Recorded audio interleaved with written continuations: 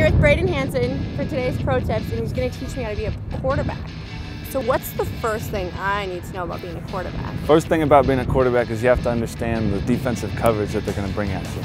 And Okay. there's two different families of coverages. There's middle of the field open, which means there's two high safeties, and there's middle of the field closed, which means there's one high safety.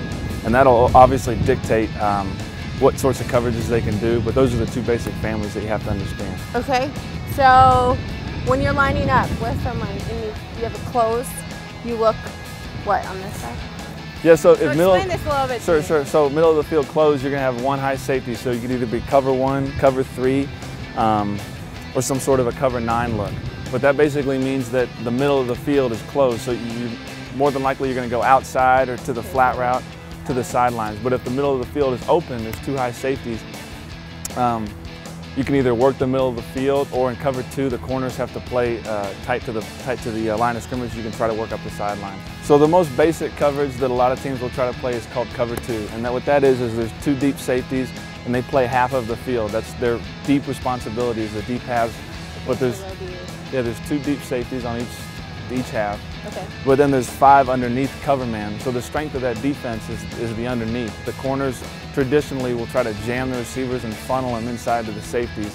But the weakness is there's only 2 deep defenders versus on cover 3 and cover 4, there's 3 and there's 4 deep defenders. So in cover 2, there's only 2.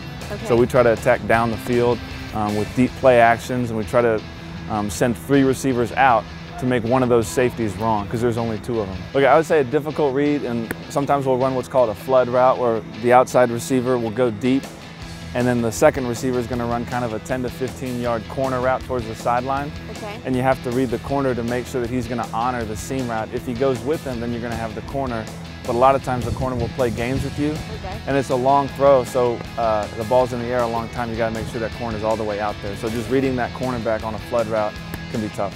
Okay. So that's so as a receiver, myself and the receivers have to be on the same page as to what coverage they're in, because obviously that's going to dictate where we're going to go with the ball. Right. Okay.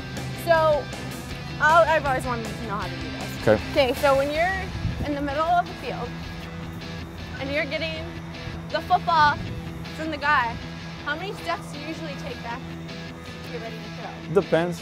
Do you go back and forth? Yeah, so if I'm in the shotgun, right, we're at 5 yards away from the center. Let's say it's a deep pass route. We're going to take a 5-step drop under center, but from the shotgun, it's going to be 3 steps. So I'm just going to take it. We'll take it, and we're going to drop back. I'm left-handed, so you're opposite me. So I'll be this. Yeah, and then we're going to drop back one more, and then we're just going to set up in the pocket and get our shoulders square, perpendicular to the line of scrimmage. Okay, so just ready to go. Yep. So like that. Yep. You just want to be balanced, almost like a boxer, just ready to just throw a jab. Run too. Yeah, you can. It's allowed. It's allowed. Well, thank you so much. Yeah, absolutely. Part 1 of being a quarterback. Thanks for having me. Thank you.